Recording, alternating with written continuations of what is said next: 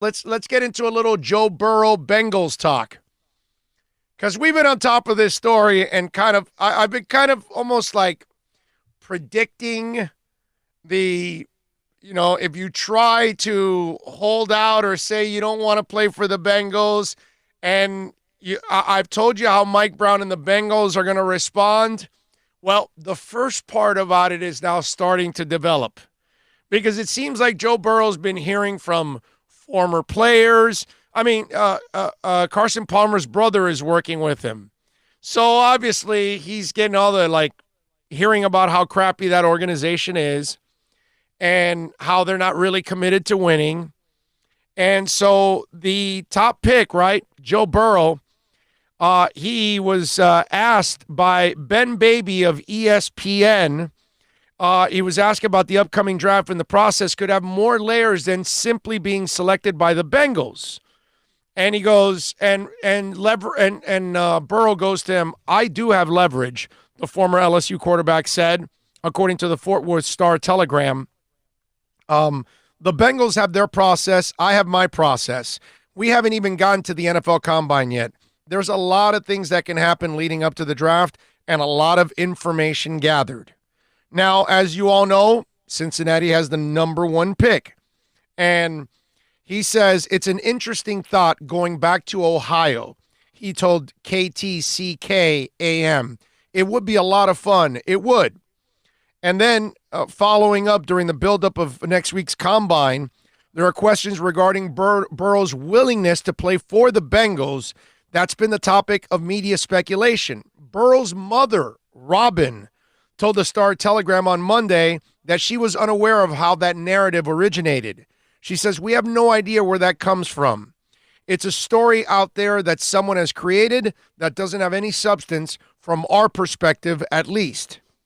Burrow said being the number one draft pick will be a dream come true, all right? But he also said he wants to go to a city that currently holds the top overall pick, right? I'd like to play football, he said in a news conference. So whoever takes me, I'm a ball player. I'm going to play.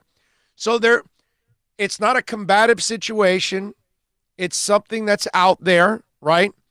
And he hasn't said at all, I'd love to be a Bengal. You don't ever hear that from him, right? Because they have the number one pick. So it's easy to say, oh, man, I'd love to be a Pittsburgh Steeler. I'd love to be a Green Bay Packer. Oh, I can't wait to be a Seattle Seahawk, right? If they had the number one pick, you'd figure if you want to be taken number one, you'd be excited to say that. And he doesn't really make that commitment to it, right? And so on another article, all right, and this is with the Fort Worth Star-Telegram after accepting the Davey O'Brien Award. He goes, look, it's a long process, right? They have their process that they have to go through, so I'm blessed to be in the position I'm in. If they select me, they select me. I'm going to do everything in my power to be the best football player I can be. So is that I'm good with Cincinnati, or is that I don't want to go to Cincinnati is the question, right? Because he doesn't really ever say, I can't wait to be a Bengal.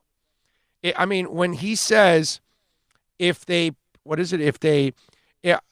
select me, they select me.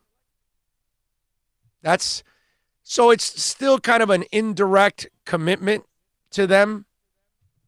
It's not something that he is showing a lot of enthusiasm for, which, let's be honest now, why would you show any kind of enthusiasm for it? You know what I'm saying?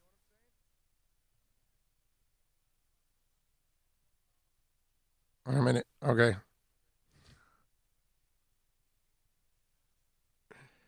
I'm talking to a triplet now because he's got the Eastern and the Eastern time zones mixed up. Oh, wait a minute. I'm sorry, folks.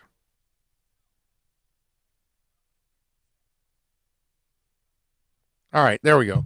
So you look at this situation, and he is, you could tell it's brewing.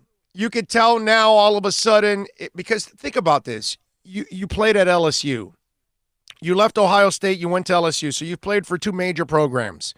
Now you end up winning the national championship. You got your victory cigar. You're enjoying all of that. You're enjoying the praise. And then you want to then make the next step of playing in the NFL. But every kid that goes to the NFL, you want to ball in the NFL and you want to win, right?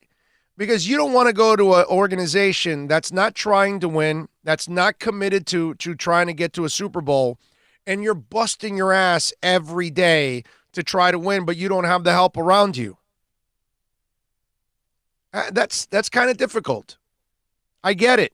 And it's easy for Joe Fan to say, well, it should be an honor to whatever team you play for in the NFL and all that. Yeah, it's great.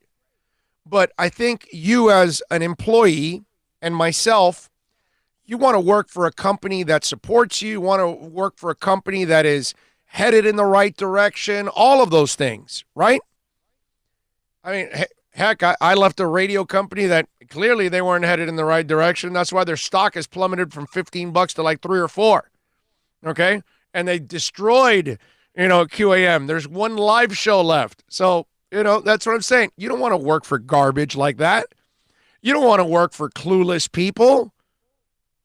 You either want to work on your own, like what we're doing now, that we get to work for ourselves, or you want to work for somebody like I do for Sirius, that they're a good company overall.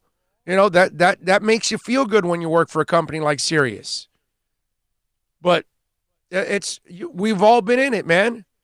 You're in sales, and there's this one company that's not good, and then you could get a job with another company. There's no difference. And Joe Burrow, maybe that is starting to set in for him now. And so in this process, I wonder how these interviews are going to go between him and the Bengals. But remember what I told you a while back. This is the wrong owner to say, I don't want to play for you. Mike Brown is not trying to win. He doesn't care. He'll leave your ass out there and let you hang to dry and say, well, if you don't want to play for me, you're not playing for anybody. That's it. And he won't trade you. So that's where this fight can get really, really ugly for Joe Burrow.